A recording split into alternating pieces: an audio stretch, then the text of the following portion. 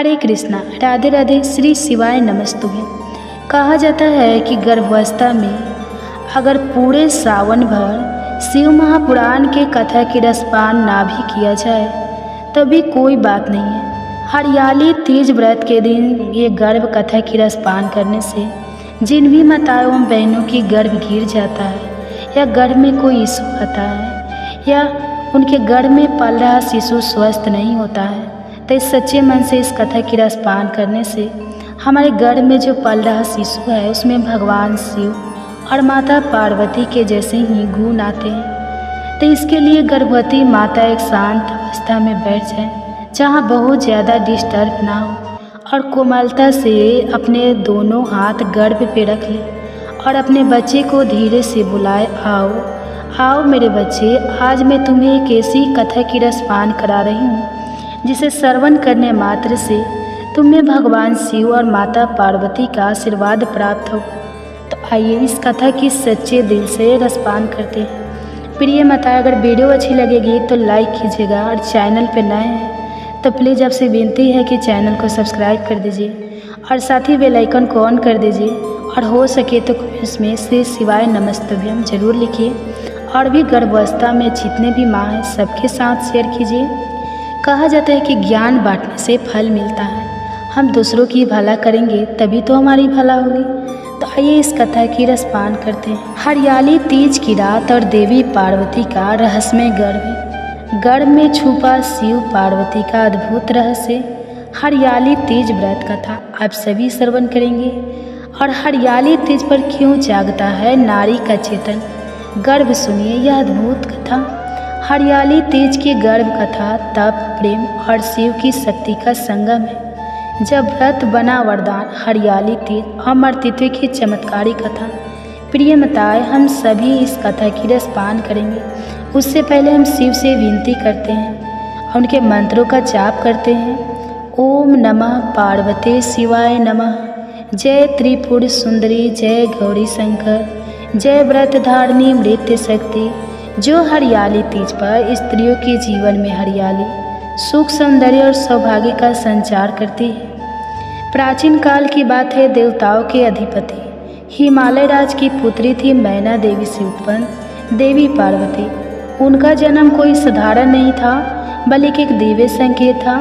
वह जो शिव की आधा शक्ति थी, पृथ्वी पर जन्म लेकर तप द्वारा पुनः शिव से एक होने आई थी।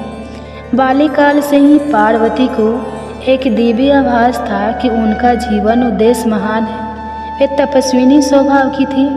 कश्मीर की गुफाओं में, केदार की घाटियों में, घने जंगलों में उन्होंने घोर तप किया। उनके हृदय में शिव को पाने की उत्कंठा थी। हरियाली तीज का व्रत पार्वती ने शिव को पति रूप में पाने हेतु सबसे पहले रखा था। जब सावन मास की तृतीया तिथि आई, वनों में हरियाली छा चुकी थी, मेघों की गूंज में पर्वत गूंज उठे थे। तब पार्वती ने एक वट वृक्ष के नीचे बैठकर उपवास आरंभ किया। उन्होंने जल, अन्न जल का त्याग किया, केवल हरित बेलपत्र, दूब, तुलसी और जल का सेवन किया। उन्हें लगा जैसे पूरी सृष्टि उनकी तपस्या में लीन हो रही है। पवन देव मंद मंद बहने लगे और पार्वती के गर्भ में दिव्य ऊर्जा संचित होने लगी। यह कोई साधारण ऊर्जा नहीं थी, यह तप की ऊर्जा थी, शिव की पार्वती के लिए संकल्पित शक्ति। जैसे जैसे तीज के व्रत की रात्रि गहराई, पार्वती समाधि में चली गई। तभी रात्रि के मध्य में एक दिव्य स्वप्न प्रकट हुआ। शिव स्वयं पार्वती के सम्मुख प्रकट हुए। प्रिय माताएं, हम उम्मीद है कि कथा आप सच्चे दिल से रसपान कर रहे होंगे। तो चलिए वीडियो को लाइक कर दीजिए और चैनल को साथ ही सब्सक्राइब कर दीजिए, तब आगे बढ़िए। शिव बोले, उमा, तुमने तप के द्वारा वह शक्ति अर्जित की है जो अब तुम्हारे गर्भ में प्रस्फुटित होगी। यह शक्ति तुम्हारे गर्भ में अमरत्व के रूप में प्रकट होगी जो संपूर्ण स्त्री जाति को सौभाग्य का वरदान देगी।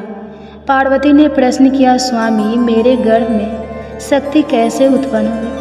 शिव बोले, हरियाली तीज की रात जब स्त्रियां प्रेम, सौंदर्य, सौभाग्य और संपन्न से यह व्रत करेगी तब उनके भीतर एक दिव्य चेतना जन्म लेगी और उसी चेतना का प्रतीक तुम्हारा यह गर्भ होगा जो केवल शरीर में नहीं आत्मा में स्थित होगा।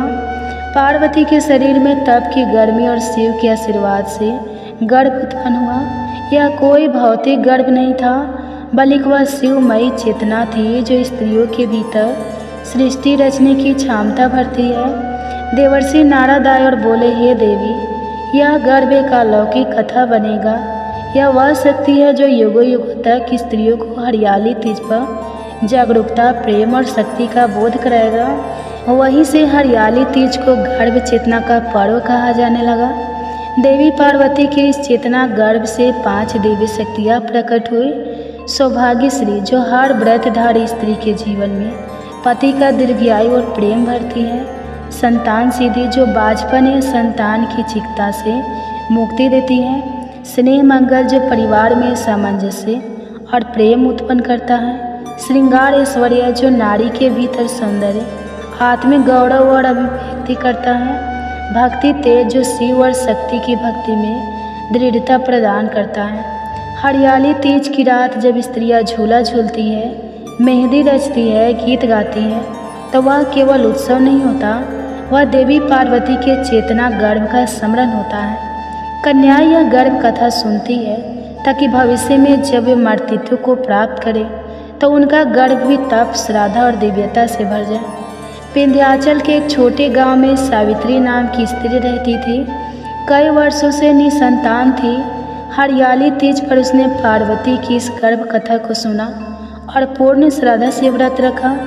रात्रि में वे उसे स्वप्न आया, पार्वती माता झूले पर बैठी है और उनके गोद में एक बालक है। सावित्री जागी तो उसके शरीर में अलौकिक ऊर्जा थी। कुछ ही समय में वह गर्भवती हुई और वह एक देवी पुत्र को जन्म दिया। उस दिन से गांव में यह कथा गर्भ तीज कथा के नाम से प्रसिद्ध हो गई। हरियाली तीज का व्रत केवल पति प्राप्ति या श्रृंगार का पर्व नहीं, यह उस चेतन शक्ति का आवाहन है जो प्रत्येक स्त्री के भीतर स्थित है। जब एक स्त्री इस दिन व्रत करती है, वह स्वयं को पुनः शिवा पार्वती बनाती है। उसका गर्भ चाहे शारीरिक हो या मानसिक, वह पवित्रता से भरता है। वह अपने कुल, वंश और समाज में हरियाली फैलाती है। हरियाली तीज व्रत की गर्भ कथा हमें यह सिखाती है, गर्भ केवल शरीर में नहीं, आत्मा में होता है। व्रत केवल उपवास नहीं, आत्मिक तप है। पार्वती की इस तरह स्त्री में एक शिव प्रिया बसती है जो प्रेम और तप से शिव को प्राप्त कर सकती है। जब भी कोई स्त्री इस व्रत को श्रद्धा से करती है, उसके भीतर की शक्ति जागृत होती है। यह गर्भ कथा उसी जागरण का प्रतीक है। हरियाली तीज के एक विशेष वर्ष में उज्जैनी नगरी में एक ब्राह्मण कन्या थी, चारुलता। वह अत्यंत गुणी, शांत स्वभाव की, किंतु वह अंदर से व्याकुल थी क्योंकि उसका विवाह योग्य समय निकट था और योग्य वर नहीं मिल रहा था। चारुलता की माँ ने उसे हरियाली तीज की गर्भ कथा सुनाई और कहा, बेटी, यह केवल कथा नहीं, यह तुम्हारे गर्भ की तैयारी है। गर्भ केवल शिशु का नहीं होता, निर्णयों, भावनाओं, भविष्य का भी गर्भ होता है। तो इस कथा को अपने मन में धारण कर चारुलता ने व्रत किया। उसे न केवल योग्य वर मिला, बल्कि विवाह के उपरांत जब उसने यह व्रत फिर किया तो वह एक कन्या को जन्म दी जिसका नाम रखा गया शिवांगी। वह बालिका इतनी तेजस्विनी थी कि 5 वर्ष की आयु में ही वह ध्यान करती, मंत्र बोलती और स्त्रियों को शिव पार्वती की उपासना सिखाती। ऋषि अगस्त्य ने एक बार कहा था, हरियाली तीज की रात्रि को चंद्रमा एक विशेष गर्भ धारण करता है। यह गर्भ स्त्रियों के मन पर पड़ता है। यदि स्त्री उस समय शांत, मंगल और शुद्ध विचारों से भरी हो तो वह मानसिक रूप से देवताओं के समान हो जाती है। इसलिए तीज की रात को स्त्रियां चंद्र को अर्घ्य देती है, झूला झूलती है, श्रृंगार करती है ताकि मन प्रसन्न रहे और चंद्र का प्रभाव शुभ हो। यह प्रक्रिया गर्भ को सुंदर, संस्कारी और तेजस्वी बनाती है। हरियाली तीज की रात्रि को कैलाश पर शिव और पार्वती का विशेष संवाद हुआ। पार्वती पूछती है, नाथ, क्यों हरियाली तीज का व्रत स्त्रियों के लिए इतना महत्वपूर्ण है? शिव उत्तर देते हैं, हे देवी, इस दिन तुमने मुझे पाने के लिए जो तप किया वह केवल प्रेम की अभिव्यक्ति नहीं था, वह संपूर्ण स्त्री जाति के गर्भ को दिव्यता से भरने का यज्ञ था। इस दिन जब कोई स्त्री उपवास करती है, उसका शरीर रोगों से मुक्त होता है, मन में शांति आती है और गर्भ में या भविष्य में गर्भ धारण की संभावना में तेज भरता है। कई क्षेत्रों में संतोषी माता की उपासना हरियाली तीज के दिन होती है। यह इस बात का प्रतीक है कि स्त्री में संतोष और त्याग गर्भ को अमृत बना सकता है। एक कथा के अनुसार एक निर्धन महिला ने तीज पर संतोषी माता की पूजा की, स्वयं भूखी रहकर पड़ोसियों को गुड़ चना बांटा। उस रात्रि स्वप्न में संतोषी माता प्रकट हुई और कहा, तेरा त्याग ही तेरा गर्भ बनेगा। तू केवल संतान नहीं, विचारों को जन्म देगी जो पीढ़ियों को रोशन करेंगे। कुछ महीनों बाद वह महिला एक तेजस्वी पुत्र को जन्म देती है जो बड़ा होकर गुरु, योगी और रचनाकार बनता है। आधुनिक आयुर्वेद और अध्यात्म में यह सिद्ध किया गया है कि हरियाली तीज की रात्रि को वायुमंडल में विशिष्ट कंपन उत्पन्न होते हैं जो स्त्री के हार्मोन संतुलन को स्थिर करते हैं, गर्भाशय के विकारों को शांत करते हैं, मन को विश्रांति और संकल्प शक्ति देते हैं। यह वही तत्व है जो गर्भ को पवित्र बनाता है। आज की स्त्री जो नौकरी करती है, घर चलाती है, स्वयं से संघर्ष करती है, उसके लिए गर्भ कथा एक आध्यात्मिक औषधि है। वह चाहे संतान की अभिलाषा में हो या आत्म सिद्धि के पथ पर, हरियाली तीज पर यह कथा उसके अंतर मन में एक बीज बोती है। एक बार जब वह इस कथा को सुनती है, वह अपने भीतर शक्ति का संचार अनुभव करती है, अपने निर्णयों को आत्मिक रूप से संतुलित करती है और अपने भावी जीवन को मंगलमय बनाती है। एक भविष्यवाणी है, जब नारी फिर से इस गर्भ कथा को संपूर्ण श्रद्धा से सुनेगी तब पृथ्वी पर पुनः संतुलन स्थापित होगा। बच्चे तेजस्वी, समाज मर्यादित, परिवार सौहार्दपूर्ण और प्रकृति सजीव होगी। हरियाली तीज केवल पर्व नहीं, यह युगांतरकारी स्त्री चेतना का उद्गम स्थल है। समापन गर्भ कथा की अंतिम वंदना है। जय गर्भवासिनी पार्वती, जय तपस्वी शक्ति शिवा, हरियाली तीज के व्रत से उदित हो तुम, हे महाशक्ति। नारी के गर्भ में विचार में, शक्ति में, तप में और प्रेम में तुम्हारी यह कथा न केवल सुनी जाए बल्कि आत्मा में धारण की जाए। तो ये थी प्रिय माताएं, हरियाली तीज व्रत के दिन सुने जाने वाले गर्भ कथा। हमें उम्मीद है कि आपने पूरे सच्चे दिल और मन से इस कथा की रसपान किए होंगे।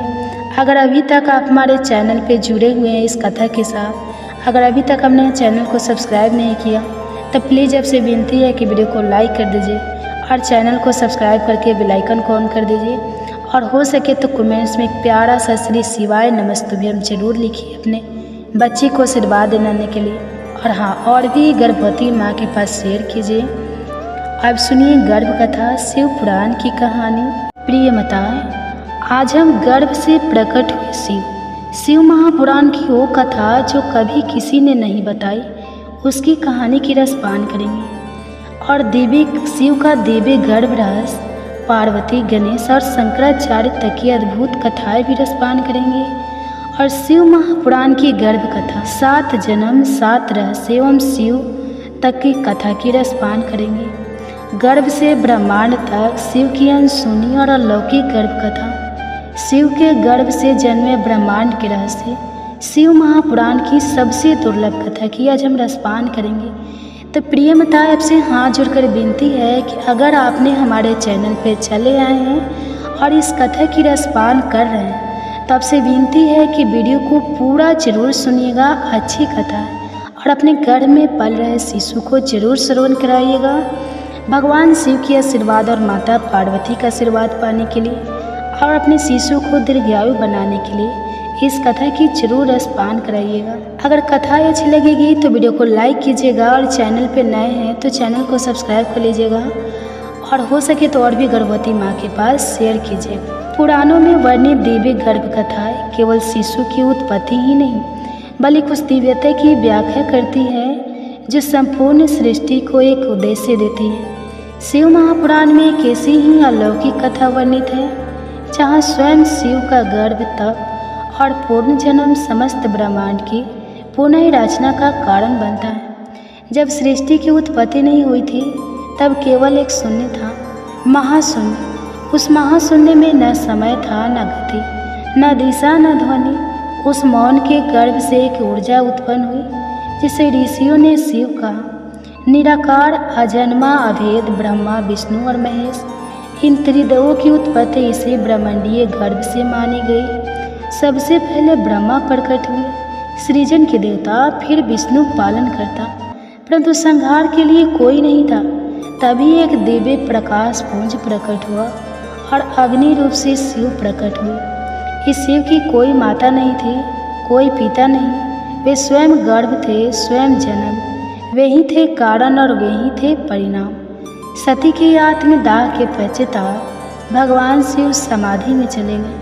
पर्वतराज हिमवान और मैना की पुत्री पार्वती पूर्व जन्म की सती थी। उन्होंने शिव को पुनः प्राप्त करने हेतु घोर तप किया। यह तप मात्र पति की प्राप्ति हेतु नहीं थी, यह तप था सृष्टि के संतुलन हेतु। देवताओं ने पार्वती से कहा, हे देवी, शिव को प्रसन्न करो क्योंकि बिना उनके सृष्टि अपूर्ण है। पार्वती ने हिमालय की कंदराओं में 10,000 वर्षों तक केवल पत्तों पर जीवन बिताया। फिर एक समय ऐसा आया जब उन्होंने अन्न जल भी त्याग दिया और केवल वायु पर निर्वाह किया। यह वायु भक्षी तप उस गर्भ का प्रतीक था जहाँ जीवन के सभी तत्व शांत होते हैं। शिव जो योग के परम आधार थे, पार्वती की तपस्या से संतुष्ट तो हुए, पर उन्होंने परीक्षा लेनी चाहिए। वे वृद्ध साधु का वेश धारण कर पार्वती के समक्ष है और बोले, हे कन्या, किस लिए इतना कठोर तप? पार्वती बोली, भगवान शिव की प्राप्ति के लिए। वृद्ध साधु ने हंसते हुए कहा, ओ अर्धनग्न योगी, शमशान में रहने वाला, सर्पधारी, भस्म से लिप्त व्यक्ति। पार्वती का उत्तर था, जो ब्रह्मा दृष्टि से विक्षिप्त प्रतीत हो वही भीतर से ब्रह्मा है। मैं उसी शिव की वर्ण करती हूँ। वृद्ध साधु मुस्कुराए और उसी क्षण दिव्य प्रकाश में परिवर्तित हो गए। भगवान शिव ने पार्वती को स्वीकार किया। अब एक गर्भ का बीज बोया गया था। आने वाले युगों में जो शिव तत्व को पुनः जागृत करेगा। शिव और पार्वती का विवाह केवल एक सांसारिक घटना नहीं थी, यह ब्रह्मांडीय संयोग था। काशी, कैलाश और मणिकर्णिका में देवताओं ने इस विवाह के समय उत्सव मनाया। इस विवाह के उपरांत पार्वती माता गर्भवती हुई, परंतु यह गर्भ कोई सामान्य शिशु नहीं था, यह था ऊर्जा का रूप, शिव की भक्ति, पार्वती की शक्ति और तप की संचित अग्नि, जिसे कार्तिकेय के रूप में जन्म लेना था। पार्वती के गर्भ में जब कार्तिकेय विकसित हो रहे थे, तब असुरों के राजा तारकासुर ने देवताओं पर आक्रमण कर दिया। ब्रह्मा ने कहा था कि तारकासुर को केवल शिव पुत्र ही मार सकता है। इधर गर्भ के भीतर कार्तिकेय की दिव्यता इतनी प्रचंड थी कि पार्वती की देह से निकलकर वह अग्नि को सौंप दिए गए। अग्निदेव भी उस ताप को सहन न कर सके, तब वह गर्भ सप्तकुंडों में प्रभावित किया गया। गंगा ने उस गर्भ को अपनी धारा में लिया और उसे सरवन नामक वन में छोड़ दिया। वही कार्तिकेय का जन्म हुआ, जो सदानंद कहलाए। कार्तिकेय के जन्म के पश्चाताप शिव पार्वती के अन्य गर्भ रहस्य, गणेश जी की गर्भ कथा और उनका अद्भुत जन्म हुआ। गर्भ के अंदर शंकराचार्य के आत्म तत्व की शिव के दर्शन की कथा है। शिव और पार्वती कैलाश पर्वत पर विहार कर रहे थे। पार्वती जब स्नान हो गई, उन्होंने अपनी देह की उपटन मिट्टी से एक बालक की मूर्ति बनाई और उसमें प्राण संचार कर दी। यह कोई सामान्य प्रक्रिया नहीं थी, यह माता के मानस गर्भ की रचना थी। गर्भ केवल शारीरिक नहीं होता, वह भावनाओं, तपस्या, संकल्प और मातृत्व की ऊर्जा का मिश्रण होता है। पार्वती ने जब उस बालक को मेरा पुत्र कहा, उसी क्षण वह गर्भ मूर्तिमान हो गया। यह बालक था गणेश, जिसे माता ने आदेश दिया, जब तक मैं भीतर स्नान करूं, कोई भीतर न आए। जब शिव वहां पहुंचे, गणेश ने उन्हें रोका। दोनों में संघर्ष हुआ और क्रोधित शिव ने बालक का सिर काट दिया। वनों में देवताओं की खोज गर्भ में से पूर्ण जना। पार्वती माता का क्रोध भयानक था, उन्होंने समस्त ब्रह्मांड को हिला कर रख दिया। तब ब्रह्मा, विष्णु, शिव सभी ने निर्णय लिया कि जिस प्राणी का सिर पहले मिलेगा गणेश को प्रत्यारोपित किया जाएगा। देवताओं को पहला सिर मिला, एक गज मतलब हाथी का। उस हाथी का सिर लाकर गणेश पर लगाया गया। यह पूर्ण जन्म की कथा भी एक गर्भातरण की घटना थी।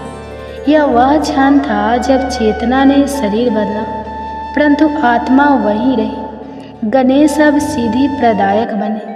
एक बार ऋषि भृंगु ने ब्रह्मा, विष्णु और महेश में श्रेष्ठ कौन है, इसका उत्तर ढूंढने के लिए तप किया, परंतु शिव ने कोई उत्तर नहीं दिया। कारण था वे अविभाज्य हैं। पार्वती ने जिज्ञासावक कहा, हे नाथ, क्या हम सदा एक रह सकते हैं? शिव ने तप किया और स्वयं को पार्वती के साथ एकाकार कर दिया। इस रूप को अर्धनारीश्वर कहा जाता है। यह केवल भाव नहीं था, यह गर्भ चेतना का विस्तार था। जब एक आत्मा दोनों लिंगों की चेतना को अपने भीतर धारण कर लेती है, तब वह ब्रह्मा हो जाती है। अर्धनारीश्वर रूप दर्शाता है कि गर्भ न केवल स्त्री का बल्कि पूर्ण ब्रह्मांडीय चेतना का स्रोत है। शिव महापुराण में यह भी कहा गया है कि कालांतर में जब जब धर्म का पतन हुआ, तब शिव ने एक आत्म गर्भ लिया। यह गर्भ शंकराचार्य के रूप में अवतरित हुआ। शंकराचार्य की माता आर्या ने शिव को प्रसन्न कर उनसे पुत्र प्राप्ति का वर मांगा।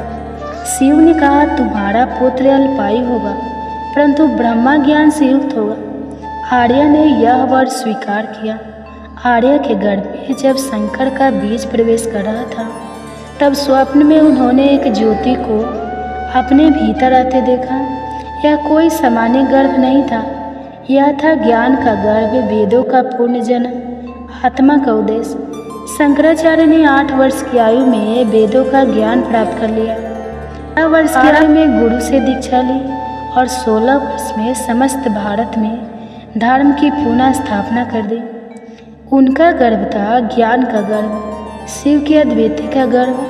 शिव महापुराण में वर्णित है कि शिव ने 7 प्रकार के गर्भों की रचना की, जिन्हें सप्त गर्भ सिद्धांत कहा गया। एक है सृष्टि गर्भ, यानी ब्रह्मा के द्वारा उत्पन्न गर्भ।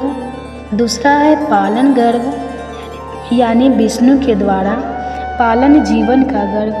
तीसरा है संहार गर्भ, यानी शिव का गर्भ जिसमें काल का समावेश है। चौथा है तपोगर्भ, यानी कि ऋषियों के गर्भ जो योग बल से उत्पन्न हुए। 5वां है भक्ति गर्भ, जो संतों और भक्तों का। वह भावनात्मक गर्भ जिसमें भगवान का साक्षात्कार होता है। 6ठा है ज्ञान गर्भ, जैसा कि शंकराचार्य, व्यास आदि का। 7वां है माया गर्भ, यानी शिव की लीला से उत्पन्न गर्भ, जो सृष्टि को भ्रम में डालता है और फिर जागरण देता है। इन 7 गर्भों में शिव ही मूल तत्व है, वे ही बीज है, वे ही कर्ता है और वे ही श्रोता। शिव और पार्वती ने एक बार नंदनवन में विहार करते हुए सृष्टि की रक्षा हेतु विशेष शक्ति उत्पन्न करने का निश्चय किया। यह शक्ति थी योगिनी, जिसे महालक्ष्मी, महाकाली, महासरस्वती के रूप में जाना गया। पार्वती ने तप कर एक दिव्य गर्भ धारण किया। यह गर्भ कोई शारीरिक संतान ना होकर त्रिगुणात्मक ऊर्जा का स्रोत था। इस गर्भ से प्रकट हुए 10 महाविद्या। यह शक्ति गर्भ शिव के मौन और पार्वती की भक्ति का परिणाम था। तो प्रिय माताएं, ये थे गर्भ कथा, शिव महापुराण की कथा। हमें उम्मीद है कि अपने सच्चे दिल से इस कथा की पूरा रसपान जरूर किए होंगे। अगर अभी तक हमारे कथा की रसपान कर रहे हैं तो प्लीज़ आपसे विनती है कि अगर आपने वीडियो को लाइक नहीं किया है तो एक लाइक तो बनता है। इस वीडियो को लाइक कर दीजिए शिव के लिए और अपने बच्चे के लिए। और हाँ, अगर अभी तक चैनल को सब्सक्राइब नहीं किया है तो चैनल को सब्सक्राइब कर दीजिए और साथ ही बेल आइकन को प्रेस कर दीजिए, ताकि ऐसे ही गर्भ कथा के, महापुराण की कथा के सबसे पहले नोटिफिकेशन आपके पास आए और हो सके तो और भी गर्भवती माँ के पास शेयर कीजिए। अब सुनिए गर्भ कथा। कहा जाता है कि जिन भी माताएं एवं बहनों की गर्भ गिर जाता है और उनकी गर्भ में पल रहा शिशु को नुकसान आता है, अगर इस गर्भ कथा की रसपान सच्चे दिल से की जाए तो उनके गर्भ की रक्षा स्वयं शिव करते हैं, भगवान भोलेनाथ करते हैं और उनका बच्चा स्वस्थ और दीर्घायु होता है। तो आइए हम सभी मिलकर बच्चे की दिव्य मंगल की कामना करने के लिए इस कथा की रसपान करते हैं। प्रिय माता, हम वीडियो को शुरू करें और आप उसमें खो जाएं।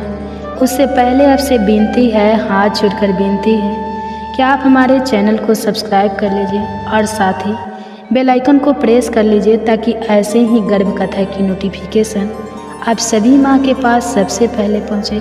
और वीडियो को लाइक ज़रूर कीजिएगा और हाँ, हो सके तो ज़्यादा से ज़्यादा शेयर कीजिएगा ताकि हमारे जितने भी माताएं बहनें हैं गर्भधारण की हुई सबके साथ पहुँच सके। तो चलिए रसपान करते हैं। कमेंट्स में हर हर महादेव जरूर लिख दीजिए और चलिए इस कथा की ओर।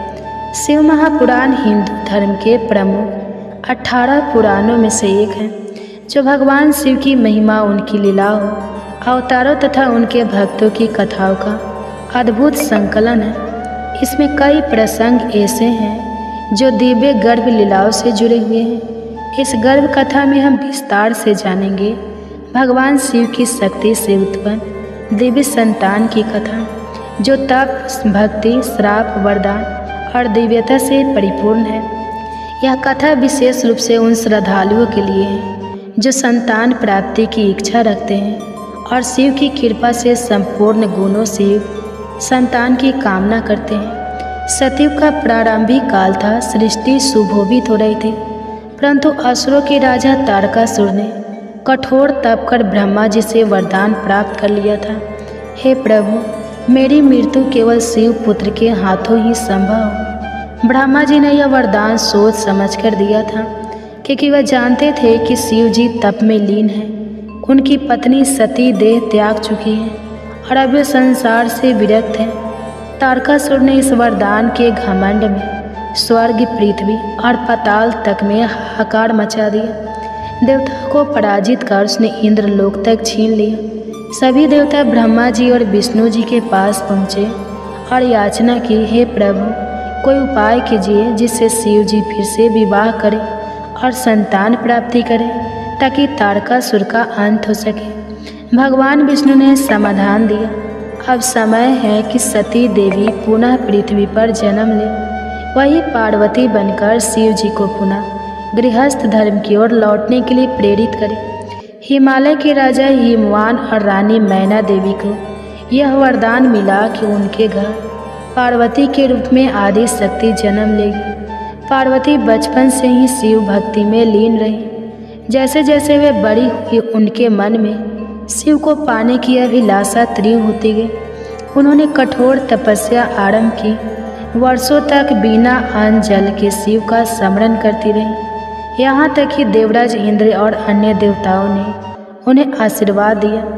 पार्वती की कठोर तपस्या से प्रसन्न होकर शिव जी अतः विवाह के लिए तैयार हुए। महादेव ने कन्या रूप में पार्वती के समर्पण को स्वीकार और एक भव्य विवाह संपन्न हुआ। परंतु शिव जी जानते थे कि तारकासुर का वध तभी संभव है जब उनकी और पार्वती के योग्य से एक दिव्य संतान उत्पन्न हो। यह संतान साधारण नहीं हो सकती थी। यह संतान अग्नि के ताप, गंगा की शुद्धता, वायु की गति और पृथ्वी की स्थिरता से परिपूर्ण होनी चाहिए। शिव जी ने पार्वती के संग समाधि में लीन होकर एक अग्नि बीज का सृजन किया। यह बीज इतना प्रज्वलित था कि स्वयं पार्वती भी उसे धारण नहीं कर सकी। शिव का बीज पार्वती के शरीर से निकलकर अग्निदेव को सौंपा गया ताकि वह उसे सुरक्षित रखे। अग्निदेव भी इस तेजस्वी बीज को संभाल ना सके। तब उसे गंगा नदी को सौंपा गया और गंगा ने उसे सरस्वती नदी के संगम में प्रभावित कर दिया। वहीं पर वन में तपस्या कर रही 6 कृतिकाओं ने उस बीज को देखा। उनसे स्पर्श से वह बीज 6 भागों में विभाजित हुआ और सडानन अर्थात कार्तिकी के रूप में जन्म लिया। यह एक अनोखा गर्भ था। नारी के गर्भ में नहीं वरन प्रकृति के तत्वों में विकसित हुआ। कार्तिकी का पालन पोषण 6 कृतिकाओं ने किया, इसलिए वे ससमुख कहे गए। वे बचपन से ही पराक्रमी, तेजस्वी और विद्वान थे। शिव पार्वती ने उन्हें अपनी संतान के रूप में स्वीकार किया। देवताओं ने उन्हें तारकासुर के वध हेतु सेनापति नियुक्त किया। वे स्वर्ग की सेना के प्रधान सेनापति बनकर युद्ध हेतु तैयार हुए। तारकासुर और कार्तिकेय के मध्य भयंकर युद्ध हुआ। पूरे ब्रह्मांड में इस युद्ध की गूंज सुनाई दी। अतः कार्तिकेय ने अपने दिव्य शक्ति और शिव शक्ति से अस्त्र से तारकासुर का वध किया। तारकासुर ने मरते समय कार्तिकेय से कहा, मैं जानता था कि केवल शिव पुत्र ही मेरा अंत कर सकता है, और आज मैं धन्य हुआ कि तुमने मुझे मोक्ष दिया। इस प्रकार तारकासुर का अंत हुआ और देवताओं को पुनः स्वर्ग प्राप्त हुआ। यह गर्भ कथा केवल शिव पार्वती के पुत्र कार्तिकेय की कथा नहीं है, यह प्रकृति के गर्भ से उत्पन्न उस दिव्यता की कथा है जो संपूर्ण सृष्टि को संतुलित करती है। जो भक्त इस गर्भ कथा को श्रद्धा से पढ़ते या सुनते हैं, विशेष रूप से गर्भवती महिलाएं, उन्हें एक गुणवान, तेजस्वी और धर्मप्रिय संतान की प्राप्ति होती है। शिव महापुराण में कहा गया है, जो मनुष्य इस पवित्र गर्भ कथा को पवित्रता से पढ़े या सुने, उसे निश्चय ही एक बुद्धिमान, धीर और शिव भक्ति में रंत संतान की प्राप्ति होती है। एक अन्य प्रसंग भी शिव महापुराण में गर्भ कथा के रूप में आता है। जब माता पार्वती ने अपने उपटन से एक बालक की रचना की और उसमें अपने मर्तित्व की शक्ति का संचार किया, वह बालक गणेश कहलाए। शिव और पार्वती के पुत्र यह गर्भ नारी के भीतर नहीं, बल्कि शक्ति और सृजन के ब्रह्मा रूप से हुआ। जब शिवजी ने अज्ञात बालक का सिर काट दिया, तब ब्रह्मा जी की आज्ञा से शिवजी ने हाथी का सिर उस बालक पर लगाया और इस प्रकार गणेश जन्मे। यह भी एक विलक्षण गर्भ कथा है जो यह सिखाती है कि मातृत्व केवल शरीर से नहीं, शक्ति और संकल्प से भी होती है। शिव महापुराण में यह भी कहा गया है कि जो स्त्री गर्भ काल में शिव कथा, शिव तांडव, पार्वती चरित्र और गणेश जन्म की लीलाएं सुनती है, उसके गर्भ में स्थित शिशु पर दिव्य प्रभाव पड़ता है। वह शिशु चंचल नहीं होता, शांत और स्थिर बुद्धि वाला होता है। गर्भवती स्त्री यदि ओम नमः शिवाय का जाप करती है और शिव पुराण की कथाओं का श्रवण करती है, तो उसका गर्भ कल्याणकारी और सत्वगुणु बनता है। इस गर्भ कथा का पठन विशेष रूप से सोमवार, प्रदोष व्रत, महाशिवरात्रि और श्रावण मास में अत्यंत फलदायी माना गया है। श्रावण मास में प्रातः स्नान कर शुद्ध वस्त्र धारण करना चाहिए। शिवलिंग का रुद्राभिषेक करें। जल से, दूध या शहद से ओम नमः शिवाय मंत्र का जाप करें। फिर इस गर्भ कथा का श्रवण या पाठ करें। अंत में भगवान शिव से संतान सुख या संतान की मंगल कामना हेतु प्रार्थना करें। शिव महापुराण की यह गर्भ कथा न केवल आध्यात्मिक दृष्टि से महत्वपूर्ण है, बल्कि यह प्रतीत है कि दिव्य संतान केवल शरीर से नहीं, तप, संकल्प, श्रद्धा और ईश्वरीय कृपा से प्राप्त होती है। यह कथा शिव के उस स्वरूप को प्रकट करती है जो संपूर्ण से प्रसन्न होते हैं और भक्त की सच्ची भावना पर कृपा करते हैं। शिव महापुराण की गर्भ कथा को आगे बढ़ाते हैं। जैसे जैसे कथा आगे बढ़ती है, हमें शिव पार्वती की पारिवारिक लीला, संतानों की शिक्षाएं और उन शिक्षाओं का गर्भस्थ शिशु और माता पिता पर प्रभाव देखने को मिलता है। तारकासुर वध और गणेश के जन्म के बाद कैलाश पर्वत एक बार फिर आनंदमय हो उठा। पार्वती अब एक पूर्ण माता थे, एक और गणेश जो सौम्यता, बुद्धि और श्रद्धा का प्रतीक थे, और दूसरी ओर कार्तिकेय जो वीरता, तेज और पराक्रम के प्रतीक थे। एक दिन माता पार्वती ने शिव जी से प्रश्न किया, स्वामी, मातृत्व केवल संतान को जन्म देने से पूर्ण होता है क्या, कि केवल रक्त संबंधी संतान ही संतोष देती है? शिव मुस्कुराए और बोले, मातृत्व एक भावना है, जन्म से कहीं बड़ा त्याग, ममता और धर्म है।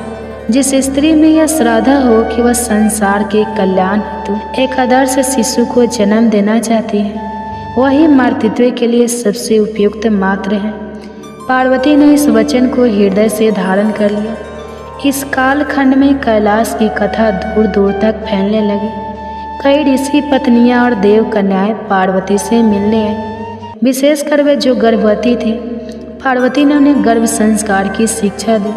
स्वयं सात्विक भोजन, पवित्र विचार और शिव भक्ति से संतान कैसे होती है। शिव ने स्वयं कहा है, जो माता गर्भावस्था में शिव कथा सुनती है वह अपने गर्भस्थ शिशु को दिव्य ऊर्जा प्रदान करती है।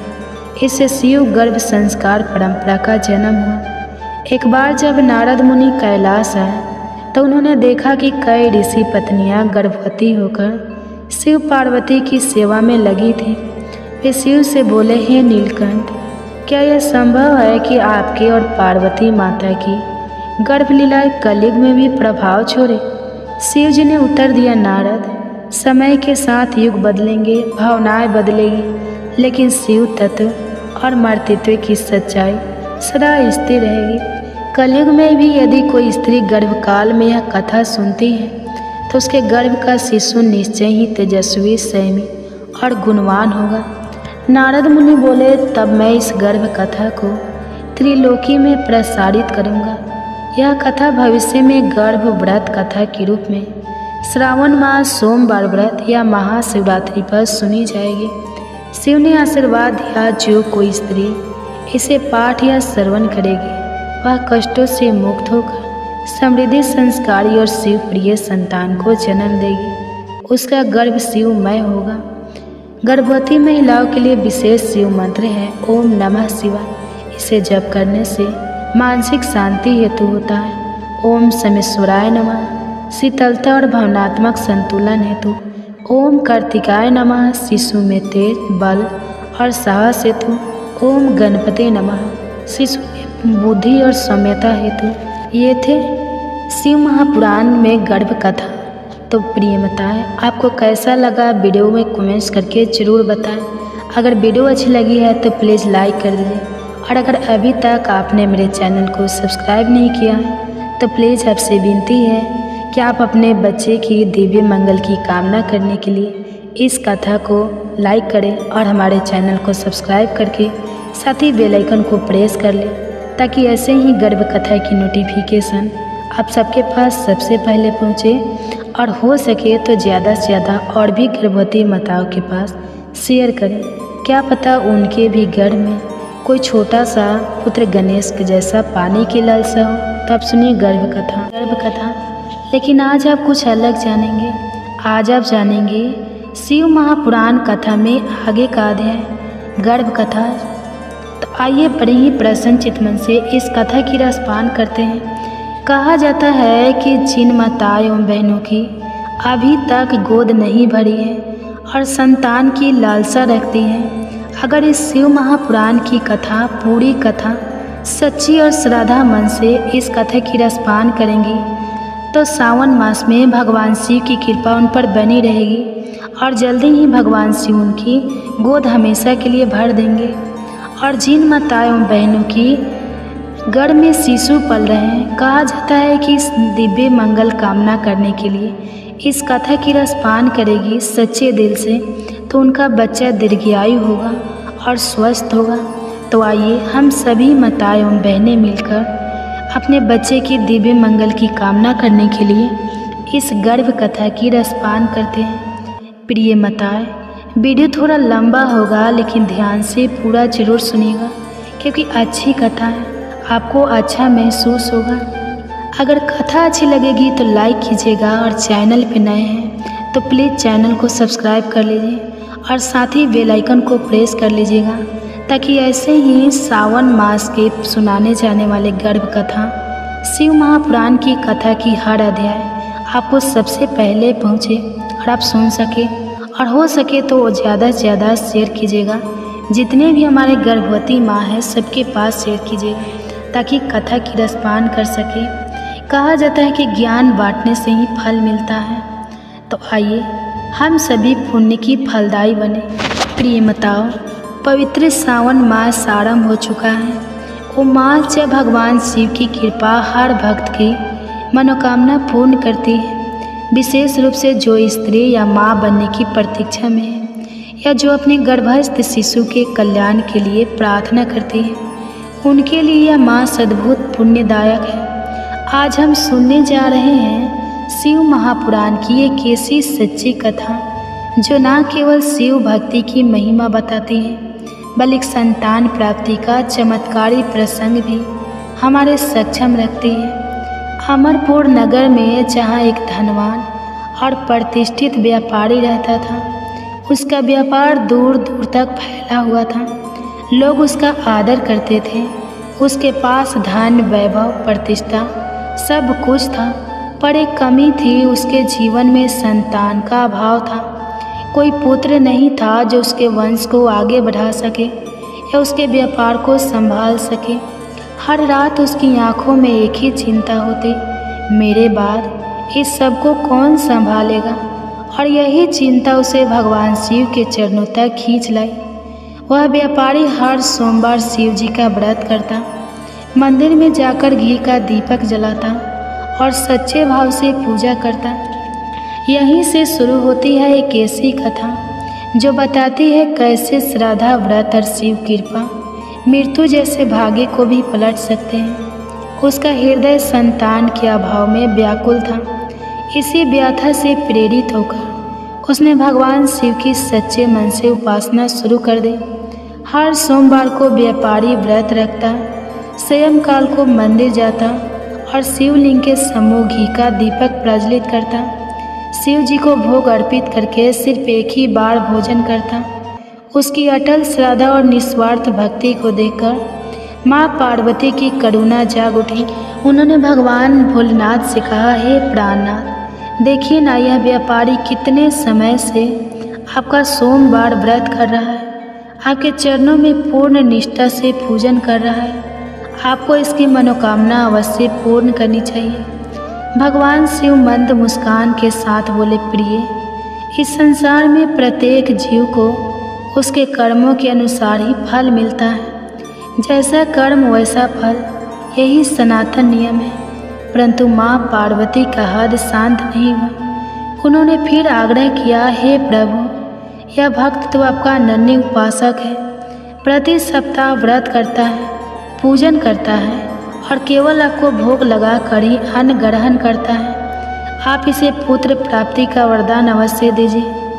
माँ पार्वती ने भगवान शिव से बार बार आग्रह किया और अतः शिव जी ने कहा, ठीक है पार्वती, मैं इस व्यापारी को पुत्र प्राप्ति का वरदान तो दूंगा, लेकिन उसका पुत्र सिर्फ 16 वर्षों तक ही जीवित रहेगा। उसी रात भगवान शिव ने उस भक्त व्यापारी को स्वप्न में दर्शन दिए। मुस्कुराते हुए उन्होंने कहा, तू वर्षों से मेरी भक्ति करता रहा है, सोमवार का व्रत रखता है, मैं तुझ पर प्रसन्न हूँ, तुझे पुत्र की प्राप्ति होगी।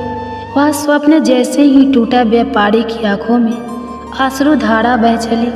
खुशी भी थी लेकिन साथ ही गहरी चिंता भी। भगवान ने पुत्र का वरदान तो दिया था, पर साथ ही उसकी अल्पवायु की छाया भी बता दी थी। फिर भी उसने अपनी भक्ति में कोई कमी नहीं आने दी। हर सोमवार वह पहले की तरह ही व्रत करता, भगवान शिव का दीप जलाता, पूजन करता और एक समय भोजन करता। कुछ महीनों बाद शिव कृपा से एक अति सुंदर पुत्र का जन्म हुआ। घर में जैसे खुशियों की बाढ़ आ गई। चारों ओर उल्लास था, बधाइयाँ थी, उत्सव था, संगीत था। पर उस व्यापारी के भीतर एक अद्भुत अदृश्य चिंता अभी बैठी थी। वह जानता था इस पुत्र का जीवन लंबा नहीं, और यही बात उसने अपने हृदय में ही छिपा ली। घर में कोई नहीं जानता था। उस वरदान का पूरा रहस्य उस दिव्य बालक का नाम अमर रखा गया। नाम ऐसा मानो भगवान ने ही उसके जीवन के क्षणों को अमृत देने की आशा छोड़ दी हो। जब अमर 12 वर्ष का हुआ तो पिता ने निर्णय लिया, अब इसे शिक्षा के लिए वाराणसी भेजना चाहिए। व्यापारी ने अमर के मामा दीपज को बुलाया और कहा, इसे गुरुकुल में भर्ती करा दो। शास्त्र, धर्म, नीति सबका ज्ञान पाकर यह एक सच्चा योगी पुरुष बने। अमर मामा के साथ निकल पड़ा ज्ञान की उस यात्रा पर जिसमें हर पड़ाव पर एक संस्कार बनकर उसके जीवन में उतर रहा था। जहाँ भी रात्रि विश्राम करते वहीं एक यज्ञ रचाते, ब्राह्मणों को आमंत्रित करते और उन्हें आदरपूर्वक भोजन कराते। उनकी यह यात्रा केवल शिक्षा की नहीं थी, यह थी एक आंतरिक साधना, एक ऐसी सीख जो मन, वाणी और आचरण तीनों को पवित्र करती है। और फिर वह पहुँचे एक नगर में महोत्सव का वातावरण था। चारों ओर रथ, हाथी, बाजे गाजे सज्जित नगर के कोने कोने से राजकुमारी के विवाह की शुभ सूचना गूंज रही थी। बारात आने वाली थी। राजा स्वयं स्वागत को तत्पर थे, लेकिन वर पक्ष में एक चिंता गहराई से घर कर रही थी। दूल्हे का पिता व्याकुल था, क्योंकि उनका पुत्र एक आंख से अंधा था और डर था यदि यह बात राजा को पता चल गई तो कहीं विवाह से इनकार न हो जाए। राजघराने का अपमान होगा और मेरे कुल की प्रतिष्ठा भी डूब जाएगी।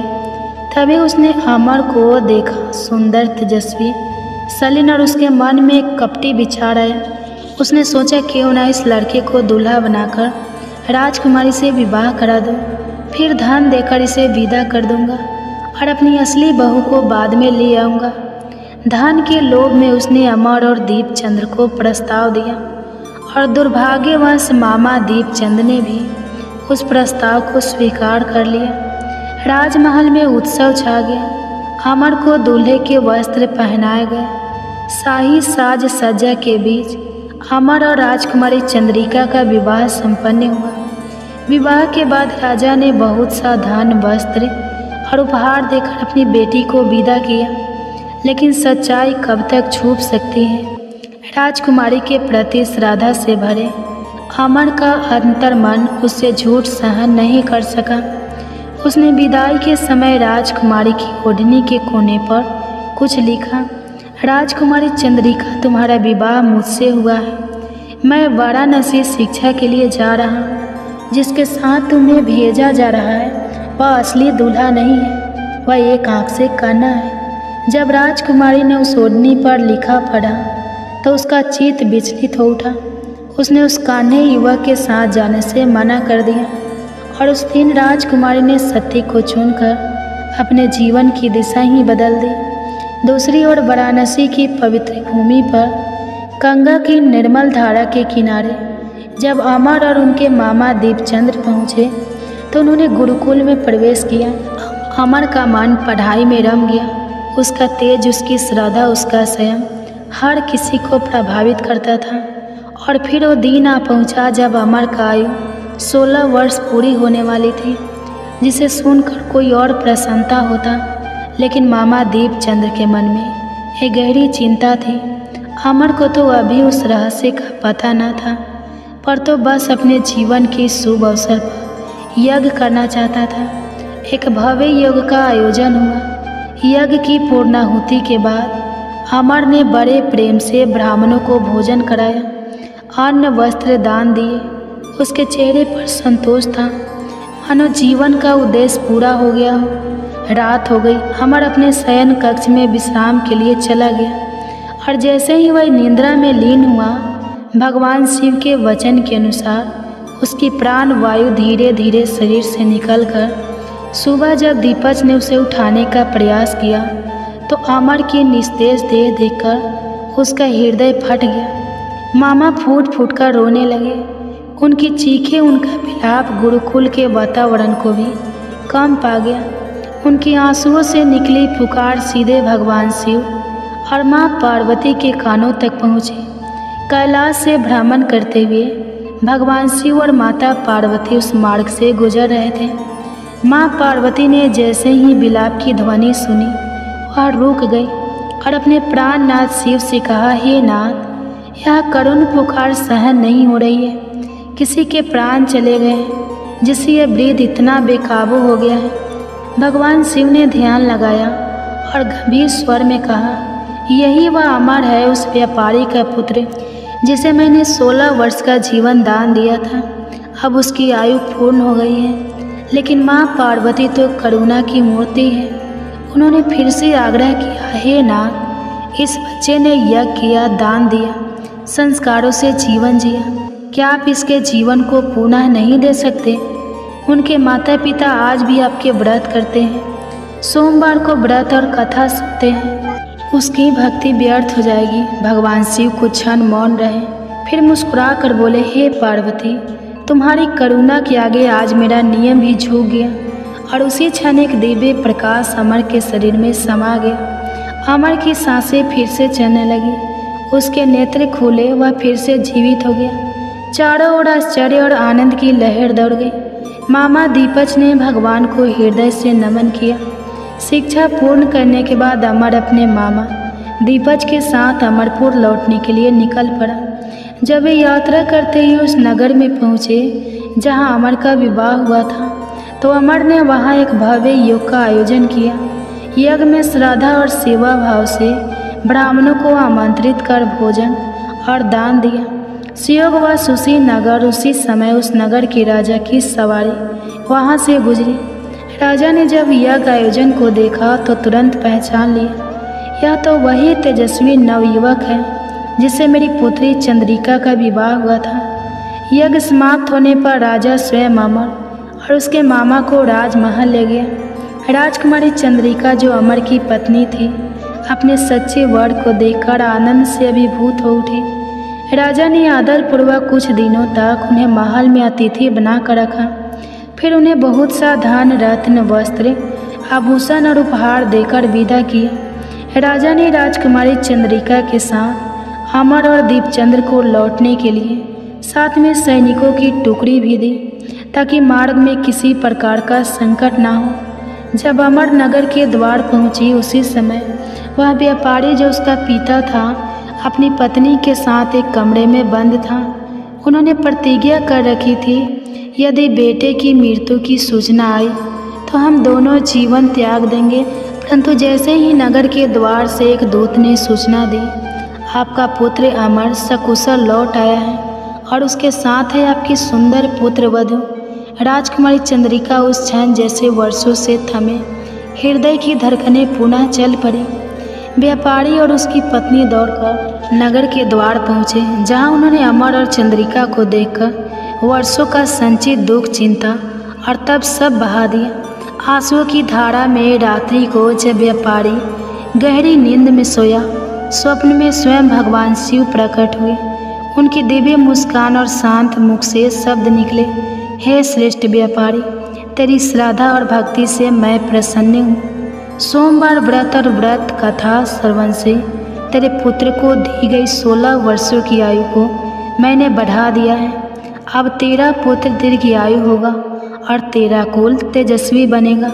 सुबह उठते ही व्यापारी की आंखों से अश्रु बह निकले, पर अब यह आंसू किसी दुख के नहीं, बल्कि शिव की कृपा, एक पिता की पूर्णता और मातृत्व की आंचल में भरे नई खुशियों के थे। शास्त्रों में कहा गया है, जो भी स्त्री या पुरुष सावन मास में सोमवार का व्रत करता है, श्रद्धा से भगवान शिव की कथा सुनता है, उसकी हर मनोकामना अवश्य पूर्ण होती है।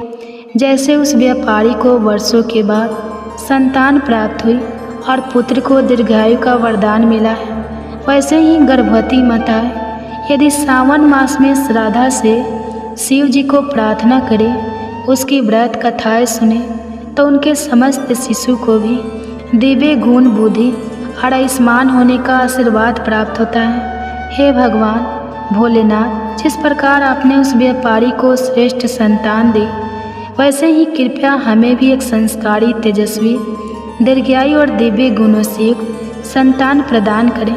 आपका चरणों में नित्य प्रणाम है। आपका आशीर्वाद हमारी कोख और हमारे शिशु की सदैव रक्षा करें, आज और जीवन भर के लिए।